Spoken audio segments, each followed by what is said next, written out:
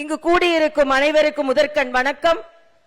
மரியாதைக்குரிய நமது உள்துறை அமைச்சர் அமித்ஷா அவர்களை புதுக்கோட்டை வருக வருக வருக என வரவேற்கிறது.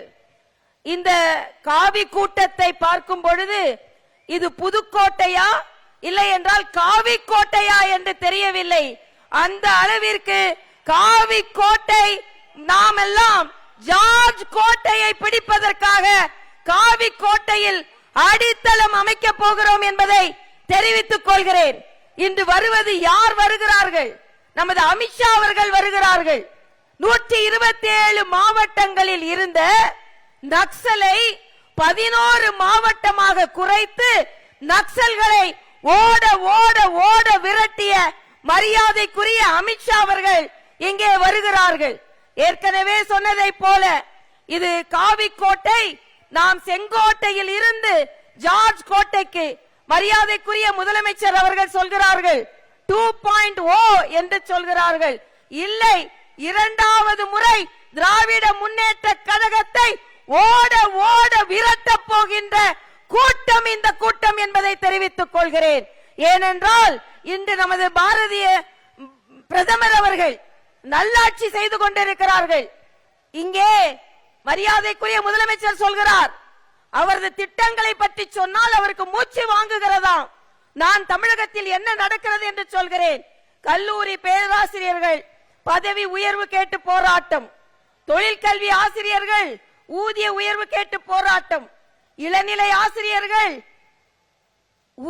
ஊதியம் கேட்டு போராட்டம், மருத்துவர்கள் தொழில்நுட்ப பணியாளர்கள் ஊதிய பாக்கி கேட்டு போராட்டம், எய்ட்ஸ் கட்டுப்பாடு ஊழியர்கள் ஊதியம் கேட்டு போராட்டம், செவிலியர்கள் பணிச்சுமை அதிகரிப்பு கேட்டு போராட்டம், அங்கன்வாடி பணியாளர்கள் ஓய்வூதியம் கேட்டு போராட்டம், சத்துணவு பணியாளர்கள் உரிமை மறுக்கப்பட்டு போராட்டம், தூய்மை பணியாளர்கள் பணி நிரந்தர போராட்டம், நெடுஞ்சாலை பணியாளர்கள் போராட்டம்.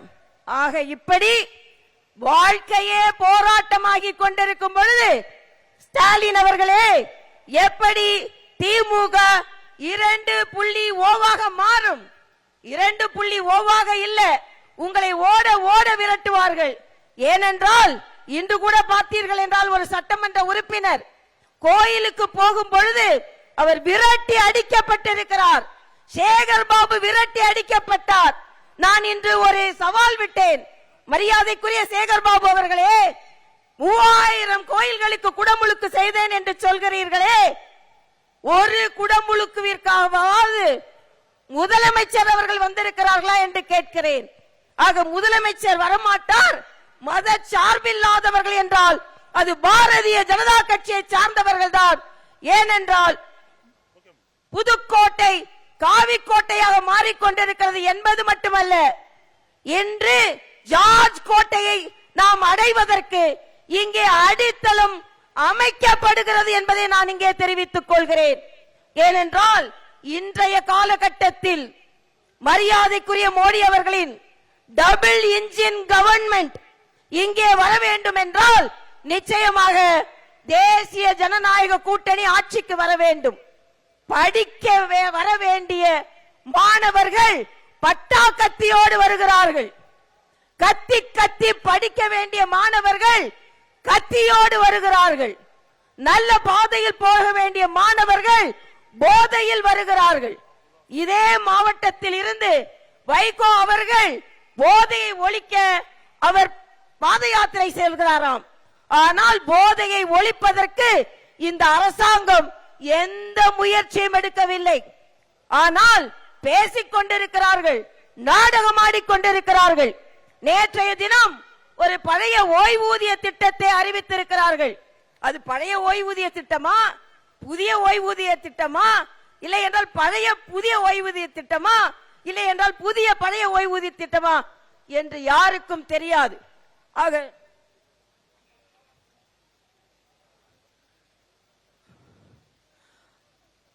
அதனால் இன்று சொல்கிறேன், தமிழகத்தில் தேசிய ஜனநாயக கூட்டணி வந்தால் மட்டுமே பெண்கள் பாதுகாப்பாக இருக்க முடியும், மாணவர்கள் பாதுகாப்பாக இருக்க முடியும், படிப்பவர்கள் பாதுகாப்பாக இருக்க முடியும்.